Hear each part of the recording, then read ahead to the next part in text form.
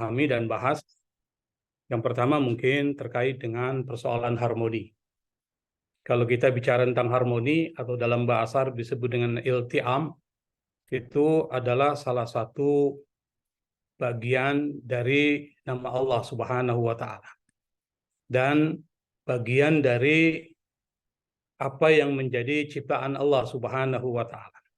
Kalau kita lihat misalnya ciptaan-ciptaan yang diciptakan oleh Allah Subhanahu wa taala itu semuanya berada dalam keadaan harmoni. Misalnya alam semesta ini, matahari diciptakan itu dalam keadaan harmoni. Yang dia beredar dalam porosnya itu tidak akan keluar dari porosnya. Wasyamsu tajri limustaqarril laha dzalika taqdirul azizil alim. Matahari itu kata Allah itu beredar di porosnya dan itu adalah ketentuan dari Allah Subhanahu wa taala. Termasuk bulan, termasuk bumi, semuanya itu dalam keadaan harmoni. Maka harmoni ini adalah sesuatu yang harus dicapai di dalam kehidupan kita. Karena kalau kehidupan tidak harmoni, maka yang akan muncul adalah konflik. Yang akan muncul adalah ketegangan. Yang akan muncul adalah kerugian mudarat dan hal-hal yang tidak diinginkan di dalam kehidupan kita. Maka mewujudkan harmoni itu adalah sesuatu yang sangat penting. Nah, salah satu cara untuk mewujudkan harmoni itu adalah dengan cara menghargai kelebihan dan memahami kekurangan. Dan inilah yang akan menjadi tema pembahasan pada kajian pagi pada kesempatan kali ini. Ketika bicara tentang kelebihan dan kekurangan, kita tahu bahwa kedua hal ini adalah sesuatu yang merupakan hukum alam atau sudah merupakan sunatullah yang berlaku di atas manusia. Kalau kita hidup di dunia ini pasti kita akan lihat ada kekurangan dan kelebihan. Apakah itu terkait dengan persoalan kekayaan misalnya, maka kita akan lihat ada orang kaya, ada orang miskin. Ada orang yang sejahtera, ada yang tidak sejahtera. Ada orang yang mempunyai status sosial yang tinggi, ada yang mempunyai status sosial yang rendah. Dan itu adalah salah satu hukum alam. Karena memang ada miskin, tentu ada kaya. Ada yang kuat, tentu ada yang lemah. Dan itu adalah sesuatu yang disebut dengan sunatullah. Artinya memang Allah Subhanahu wa taala menciptakan itu. Kalau tidak kaya, ya miskin. Kalau tidak miskin, ya kaya. Atau di antara keduanya. Dan itu adalah sesuatu yang sudah menjadi hukum alam. Dan di dalam Al-Quran sendiri kita bisa lihat misalnya ada satu cerita yang diceritakan oleh Allah Subhanahu wa taala, putra-putri dari Nabi Yakub atau putra-putra dari Nabi Yakub yang kita sebut ada sekitar 12 orang. Nah, salah satunya adalah Nabi Yusuf. Ya, di antara 12 orang putra dari Nabi Yakub ini tidak semuanya sama. Tidak semuanya orang-orang yang baik. Dan itu diceritakan bagaimana putra-putra seorang nabi tidak semuanya mempunyai karakter yang baik. Ada perbedaan-perbedaan status. Dan perbedaan-perbedaan status itu bisa muncul karena persoalan karakter dan persoalan ilmu pengetahuan. Nah, di antara putra-putra dari Nabi Yakub ternyata yang mempunyai status sosial yang tinggi dalam kaitan dengan karakter atau akhlak budi pekerti dan terkait dengan persoalan ilmu pengetahuan itu adalah Nabi Yusuf. Tetapi karena status sosial Nabi Yusuf ini yang tinggi yang kemudian diberikan perhatian serius oleh Nabi Yakub sehingga memunculkan kecemburuan di antara para saudara-saudaranya yang lain sehingga kemudian kita bisa lihat di dalam surat Yusuf itu terjadilah beberapa drama-drama yang memberikan sejenis kemufratan kepada Nabi Yusuf. Misalnya Nabi Yusuf lalu dilemparkan ke dalam sumur. Lalu kemudian setelah diselamatkan, dia berada di satu rumah besar dengan bangsawan, lalu kemudian dituduh melakukan sesuatu immoral misalnya, lalu kemudian dipenjarakan.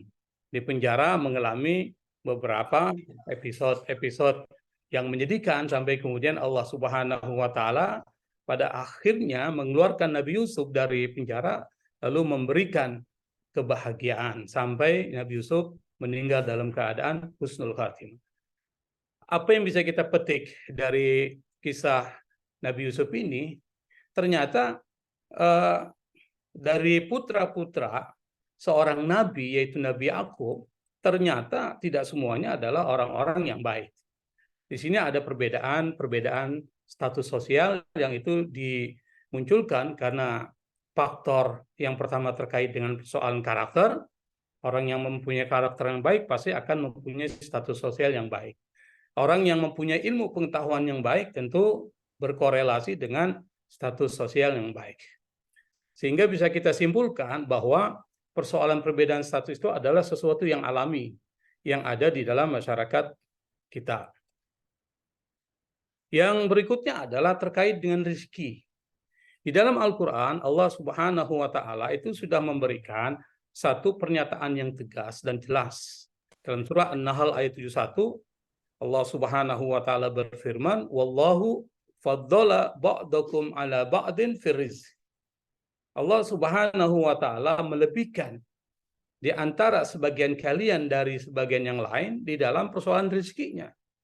Makanya dah heran kalau di dalam masyarakat kita, di dunia atau kehidupan kita, kita lihat ada orang yang rezekinya banyak, ada yang rezekinya sedang, ada yang rezekinya sedikit.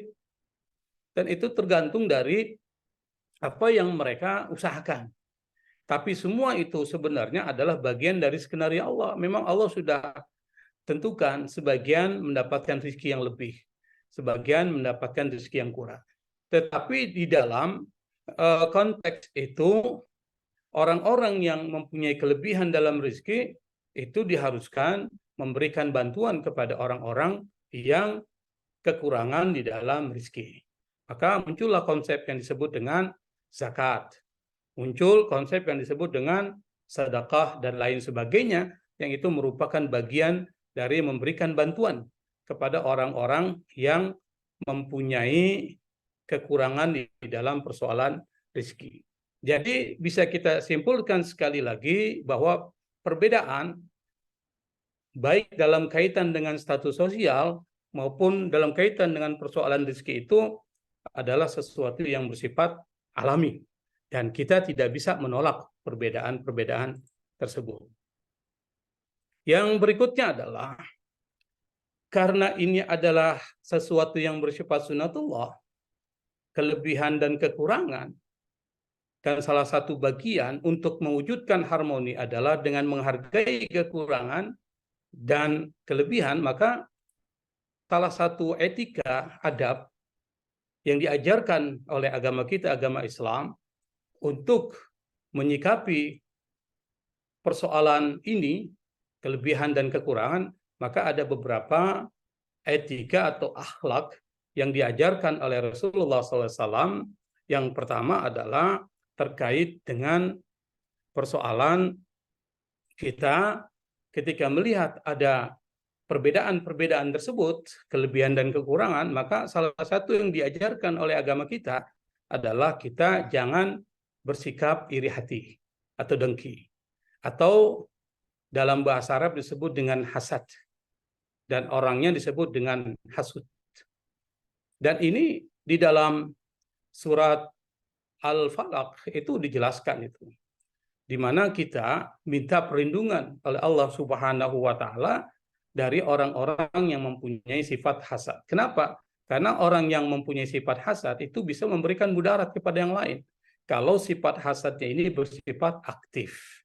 Dan salah satu, kata Ibnul Qayyim Al-Jauziyah, yang menjadi penyebab berbagai kesalahan yang terjadi di muka bumi ini adalah sifat hasad. Maka sifat hasad ini Nabi anjurkan untuk kita menghindarkannya atau menghindarinya. Di dalam sebuah hadis yang diriwayatkan oleh Abu Hurairah radhiyallahu anhu, Nabi Muhammad sallallahu alaihi wasallam beliau pernah mengingatkan kita Apa kata Nabi? Iyyakum wal hasad. Fa innal hasada ya'kulul hasanati kama ta'kulun naru al-hatab. Nabi mengatakan, iyyakum wal hasad, jauhilah sifat iri hati atau dengki. Jadi Nabi perintahkan kita untuk menjauhi sikap ini. Kenapa? Karena kata Nabi, fa innal hasada ya'kulul hasanat. Karena sifat hasad itu bisa memakan dan menghancurkan kebaikan-kebaikan yang kita lakukan. Kama ta'kulun narul hatab, sebagaimana api melahap kayu bakar. Kalau api ketemu kayu bakar, maka tentu kayu bakar itu akan terbakar dengan mudah.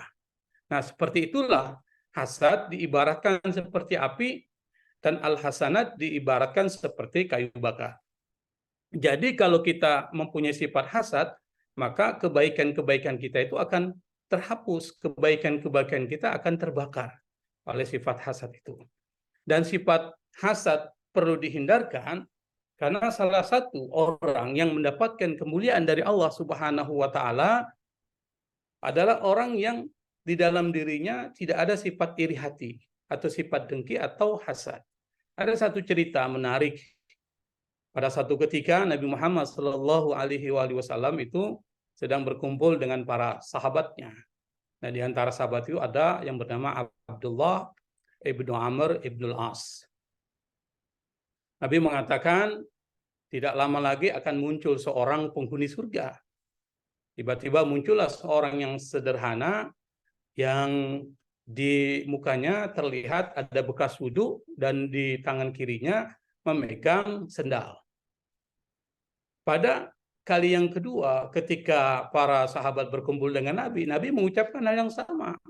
Akan muncul nanti dari lorong ini seorang penghuni surga. Disebutkan Nabi penghuni surga padahal beliau belum meninggal. Dan muncul orang yang sama yang terjadi pada perkataan Nabi sebelumnya. Lalu pada kali yang ketiga, pada saat ketika mereka berkumpul kembali, Nabi juga mengucapkan yang sama. Dari lorong ini nanti akan muncul seorang penghuni surga. Muncul orang yang sama. Akhirnya para sahabat bingung nih, kenapa Nabi mengucapkan perkataan seperti ini dan yang muncul adalah orang yang sama. Apa sih yang sudah dilakukan orang itu sampai kemudian orang itu disebut sebagai penghuni surga padahal beliau belum meninggal dunia. Akhirnya salah seorang sahabat yang bernama Abdullah ibnu Amr bin As penasaran, kira-kira apa sih amalan yang dilakukan orang itu sampai Nabi mengatakan dia adalah penghuni surga, padahal belum meninggal. Akhirnya dia membuat satu skenario untuk bisa tinggal di rumah orang itu. Ketika datang di rumah orang itu, dia mengucapkan salam lalu berkata, "Wahai saudaraku, saya punya masalah dengan orang tuaku dan saya berjanji untuk tidak pulang selama 3 hari. Bolehkah aku menginap di rumahmu ini?" Orang itu pun kemudian mengiyakan, silakan kalau ingin menginap di rumah ini. Lalu kemudian Abdullah ibnu Amr ibnu Al-As, beliau perhatikan apa sih amalan yang dilakukan orang itu sampai Nabi mengatakan sebagai penghuni surga. Selama 3 hari 3 malam, dia perhatikan orang itu ternyata tidak ada satu amalan yang istimewa. Malam hari orang itu tidak sholat tahajud. Kalaupun dilihat oleh Abdullah ibnu Amr bin As, dia hanya berzikir sambil menunggu datangnya waktu sholat.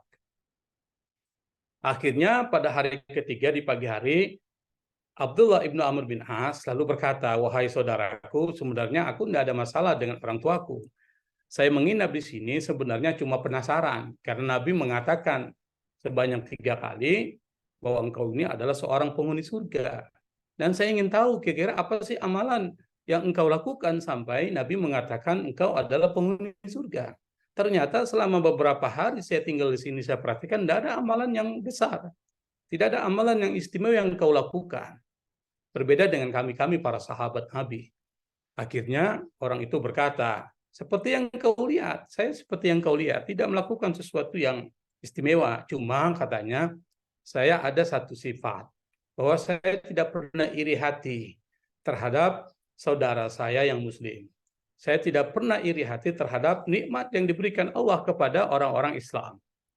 Oh, kata Abdullah bin Amr bin As, mungkin inilah yang membuat engkau dikatakan oleh Nabi sebagai penghuni surga. Kenapa? Karena di dalam hatinya tidak ada sifat iri hati atau dengki. Nah, sifat iri hati atau dengki itu bisa diukur dengan beberapa indikator. Yang pertama, orang yang iri hati atau dengki itu adalah orang yang senang kalau orang lain susah. Atau dia susah kalau orang lain senang, itu cirinya. Maka kalau ada di dalam diri kita sifat seperti ini, maka harus kita hilangkan. Jadi yang pertama, yang diajarkan oleh Islam supaya terjadi harmoni adalah jangan iri hati terhadap segala nikmat yang diberikan oleh Allah terhadap saudara kita yang muslim. Kenapa? Karena sifat iri hati itu hanya membahayakan diri kita sendiri. Itu yang pertama. Yang kedua adalah jangan kita menghina kekurangan yang dimiliki oleh orang lain. Kenapa? Yang pertama, menghina orang lain atau melaknat orang lain itu bukan cirinya orang-orang beriman. Jadi kalau ditanya, apa ciri dari orang beriman? Yang iman ini bisa mengantarkan orang tersebut ke dalam surga Allah Subhanahu wa taala, maka salah satu ciri dari orang yang beriman kata Nabi adalah tidak pernah mencela atau tidak pernah melaknat. Nabi mengatakan laisal mu'min bit-ta'ani walal la'ani. Tidak dianggap beriman seorang yang suka mencela atau menghina dan suka memberikan laknat kepada orang lain.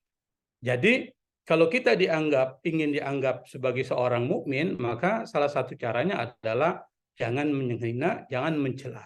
Nabi juga pernah mengatakan la tasubbanna ahadan. Jangan kalian mencela seorang pun. Apakah dia muslim atau non-muslim, jangan kita cela. Apalagi mencela sesembahan orang-orang non-muslim. Itu dilarang oleh ajaran agama kita, ajaran Islam. Sampai kemudian Juraij ketika dikatakan oleh Nabi jangan mencela seseorang pun, lalu dia mengatakan, setelah aku mendengar pesan Nabi ini, maka saya tidak akan pernah lagi mencela seseorang, baik itu yang merdeka maupun yang budak, dan saya tidak akan pernah lagi mencela binatang, baik itu binatang ternak maupun kambing. Kenapa? Karena menghina atau mencela orang lain itu bisa menciptakan ketidakharmonisan, bisa menciptakan ketegangan, dan bisa menciptakan konflik. Dan begitu banyak konflik terjadi dalam masyarakat kita karena adanya sifat atau sikap menghina terhadap keberagaman orang lain atau menghina terhadap individu orang lain. Maka menghina atau mencela itu adalah sesuatu yang sangat dimurkai oleh Allah, dan umat Islam tidak boleh mempunyai sifat seperti ini karena ini bisa membahayakan kesatuan umat Islam dan bisa menciptakan ketidakharmonisan di dalam masyarakat. Dan yang ketiga, yang terakhir, karena waktu kita tidak begitu panjang, maka yang diajarkan oleh agama kita, agama Islam, adalah untuk menciptakan dan mewujudkan harmoni adalah bersikap adil. Bersikap adil maksudnya apa? Jangan diskriminasi karena ada persoalan-persoalan terkait dengan status sosial atau terkait dengan soal status ekonomi. Misalnya seringkali kita lihat di dalam masyarakat kita, itu kalau ada orang kaya, kita berikan servis yang memuaskan. Tetapi kalau kita lihat ada orang yang tidak kaya dan miskin, kita cuekin aja. Atau kita abaikan. Nah, ini termasuk sikap tidak adil diskriminatif. Nah, di dalam Islam, kita dianjurkan untuk mempunyai sikap adil, tidak diskriminatif terhadap orang-orang yang berbeda statusnya. Kenapa? Karena bersikap tidak adil itu bisa menciptakan persoalan ketidakharmonisan dalam masyarakat, sementara keharmonisan adalah sesuatu yang harus kita wujudkan. Nah, ini saya pikir beberapa poin-poin penting untuk menjadi inspirasi kita. Salah satu cara untuk bisa mewujudkan keharmonisan di dalam masyarakat, yang pertama adalah kita harus menghilangkan sifat iri hati dan dengki. Yang kedua, menghilangkan sifat dan sikap selalu menghina dan menjelekkan orang lain. Dan yang ketiga, yang saya pikir terpenting adalah bersikap adil, tidak membeda-bedakan orang lain karena perbedaan status sosial maupun status ekonomi. Nah, terkait dengan persoalan fikih, saya pikir ada satu persoalan penting yang ada di dalam masyarakat kita dan yang kita alami sehari-hari ini adalah terkait dengan persoalan ziarah kubur ya. Nah, ziarah kubur ini adalah satu praktek yang hampir ada di setiap keberagaman umat Islam, termasuk di Indonesia. Dan ini sudah menjadi sebuah tradisi. Kalau saat datangnya bulan Ramadan, biasanya kita, atau sebelum bulan Ramadan kita biasanya banyak melakukan ziarah kubur. Pada saat ketika Lebaran misalnya juga sama, kita ziarah kubur orang tua kita, dan pada hari-hari yang lain. Nah, pertanyaannya adalah apakah ziarah kubur ini merupakan satu syariat? Jawaban Islam bahwa ziarah kubur adalah satu syariat yang disyariatkan oleh Allah Subhanahu wa taala kepada Nabi Muhammad yang disebarkan kepada para umatnya. Karena dia syariat, maka hukum dari ziarah kubur ini adalah bagi laki-laki disepakati oleh para ulama, hukumnya adalah sunnah. Apa itu sunnah? Sunnah itu adalah satu praktek yang jika dilakukan itu akan mendapatkan pahala. Tapi kalau tidak dilakukan atau ditinggalkan, tidak memberikan konsekuensi hukum, artinya tidak ada pahalanya. Bagi perempuan memang ada perbedaan pendapat di kalangan para ulama. Ada yang membedakan. Yang membedakan maksudnya kalau perempuan itu sudah tua, itu dibolehkan. Apa alasannya? Alasannya biasanya perempuan yang sudah tua itu lebih stabil emosinya. Sehingga ketika dia berziarah kubur, maka dipastikan tidak akan muncul hal-hal yang bisa mengotori dari ziarah kubur itu. Misalnya menangis, meratap, atau lain sebagainya. Tetapi bagi yang masih muda, kata sebagian ulama itu adalah hukumnya makruh. Apa itu makruh? Makruh itu kalau ditinggalkan dapat pahala. Kalau dilakukan ya nggak apa-apa. Nah, jadi yang menjadi dasar hukum kenapa perempuan yang masih muda itu dimakruhkan untuk ziarah kubur adalah karena dikhawatirkan emosinya belum stabil. Kalau dia ziarah kubur dikhawatirkan akan terjadi hal-hal yang tidak diinginkan. Misalnya menangis yang berlebihan, meratapi, dan lain sebagainya.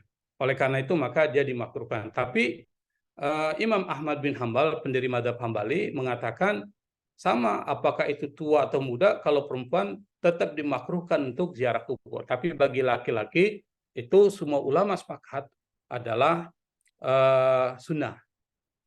Apa yang menjadi dasar? Yang menjadi dasar apa yang menjadi maksud dan tujuan? Yang menjadi maksud dan tujuan dari ziarah kubur itu adalah yang pertama adalah al-i'tibaru bil mauta atau al-itti'adu bil mauta. Bagi orang yang penziarah itu dengan ziarah kubur bisa mengambil pelajaran dari orang yang sudah meninggal. Dan bagi orang yang diziarahi yang sudah meninggal itu bisa mendapatkan al-intifa'u bid-du'a, bisa mendapatkan manfaat dari doa-doa yang dipanjatkan para penziarah. Biasanya orang yang ziarah itu memanjatkan doa, membacakan Al-Qur'an, lalu berselawat, tasbih, tahmid, dan tahlil, lalu kemudian dikirimkan kepada yang sudah meninggal, yang menurut sebagian para ulama itu adalah salah satu dibolehkan. Meskipun ada sebagian yang mengatakan tidak boleh, tapi sebagian besar para ulama mengatakan itu bisa memberikan manfaat kepada orang yang sudah meninggal dunia. Seperti pertanyaan yang ditanyakan kepada seorang ulama yang bernama Ibnu Taimiyah dalam kitab Majmu' Fatawa. Beliau pernah ditanya apakah bacaan-bacaan tasbih, tahlil, tahmid, dan bacaan Al-Quran yang dibacakan orang yang masih hidup lalu kemudian dihadiahkan kepada orang yang sudah meninggal dunia, pahalanya sampai kepada si mayit. Kata Ibnu Taimiyah dalam kitab Majmu' Fatawa Ibnu Taimiyah, beliau mengatakan wasala thawabuhu ilal mayit, pahalanya sampai kepada orang yang sudah meninggal. Nanti bisa dicek di dalam kitab tersebut apakah pahala orang yang membacakan bacaan-bacaan lalu dikirimkan kepada yang meninggal sampai atau tidak, itu bisa dicek dalam kitab yang ditulis oleh Ibnu Taimiyah dalam Majmu' Fatawa. Yang berikutnya adalah yang menjadi dalil di mana ziarah kubur menjadi salah satu syariat yang disyariatkan oleh Islam adalah dalilnya ini. Ini kuntu nahaitukum an ziyaratil kubur fazuruha. Kata Nabi, dulu kalian memang saya larang ziarah kubur. Kenapa Nabi dulu melarang? Pada awal-awal Islam dikhawatirkan budaya atau adat istiadat sebelum Islam masih ada di dalam diri orang Islam awal. Sehingga kalau ziarah itu bisa terjadi hal-hal yang tidak diinginkan yang dilarang Islam. Misalnya apa? Itu menangis secara berlebihan, kadang-kadang sambil memukul kepala, sampai merobek-robek baju, atau meratap yang berlebihan. Tetapi kata Nabi, fazuruha sekarang, karena kalian sudah kuat imannya, dan dipastikan tidak akan terjadi hal-hal yang tidak diinginkan tersebut, fazuruha, maka ziarihilah. Di dalam kaidah fikih atau usul fikih disebutkan al-amru ba'dal hazri al-ibaha. Perintah setelah adanya larangan, maka itu menjadi satu hal yang dibolehkan. Nah, kebolehan ini bisa hukumnya menjadi sunnah dan menjadi sesuatu yang kalau dilakukan bisa mendapatkan pahala. Jadi ada dalilnya, dan dalil yang biasa dipakai adalah hadis ini. Yang terakhir adalah terkait dengan persoalan adab, karena dia adalah syariat yang disyariatkan oleh Allah Subhanahu wa taala, maka setiap syariat itu ada adabnya. Ada standar operasional prosedur atau disebut dengan SOP-nya. Ketika Anda ziarah kubur, maka adab yang pertama adalah Anda harus mengucapkan salam. Jadi masuk ke kuburan itu mengucapkan salam. Assalamu dara qaumin mu'minin wa inna insyaallahu bikum lahikun wa nas'alullaha lana wa lakum al-afiyah. Yang diajarkan oleh Nabi ketika masuk ke dalam pekuburan mengucapkan salam adalah salamnya ini. Assalamualaikum dara qaumin mu'minin. Semoga kesejahteraan buat kalian, orang-orang yang menghuni kuburnya orang-orang beriman. Wa inna insyaallahu bikum lahikun, dan kami insyaallah akan menyusul kalian. Dan kami meminta kepada Allah keafiatan, keselamatan buat kami dan kalian. Jadi ada doa di situ. Ada ucapan salam dan ada ucapan doa. Sehingga orang-orang yang sudah meninggal itu bisa mendapatkan manfaat. Manfaat salam dan juga manfaat doa. Yang berikutnya adalah ketika Anda masuk ke kuburan, jangan menginjak-injak kuburan atau apalagi menduduki kuburan. Kan banyak terjadi dalam masyarakat kita, orang-orang yang ketika ziarah kuburan itu menginjak-injak kuburan orang lain. Atau kadang-kala pada saat ketika ziarah, ada kuburan di sampingnya, dia duduki kuburan itu. Padahal ini dilarang oleh Nabi Muhammad SAW dan dilarang oleh Islam. Bahkan orang yang menginjak bara api itu masih lebih baik ketimbang menginjak atau menduduki kuburan. Menggambarkan bahwa menduduki kuburan itu sesuatu yang sangat dilarang. Yang ketiga adalah ketika Anda berziarah, Nabi menganjurkan atau memerintahkan jangan ada keinginan untuk melakukan maksiat di kuburan. Misalnya apa? Ziarah kubur hanya untuk persoalan wisata misalnya. Atau kadangkala ada orang-orang yang menaruh sesajen atau kemenyan untuk meminta kepada kuburan, itu dilarang.